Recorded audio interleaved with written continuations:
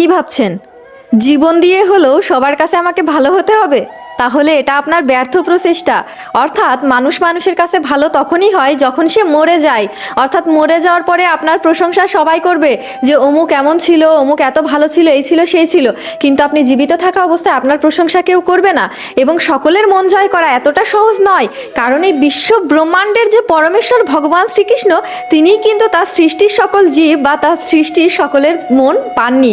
অর্থাৎ দেখবেন আপনার চারপাশে এরকম অনেক ব্যক্তি আছে যারা ভগবানকে মানে না, যারা ভগবান শ্রীকৃষ্ণকে শ্রদ্ধা করে না, বা তারা মানতেই চায় না যে তিনিই ভগবান বা ভগবান বলে কিছু এক্সিস্ট করে, বা ভগবানের ভালোটা তারা দেখতেই পায় না। তো সেই রকমভাবে আপনি সাধারণ একজন মানুষ হয়ে, অর্থাৎ সেই ভগবানের সৃষ্ট একজন মনুষ্য হয়ে কি করে আশা করছেন যে এই পৃথিবীর সকলের কাছে আপনি ভালো হবেন এবং সকলের মন রক্ষা করবেন? এই পৃথিবীতে সবার মন রক্ষা করা এবং সবার কাছে ভালো হওয়া এটা কখনোই সম্ভব নয়, কারণ এই জগৎ সংসারে সেই সৃষ্টিকর্তাই সকলের কাছে ভালো হতে পারেনি।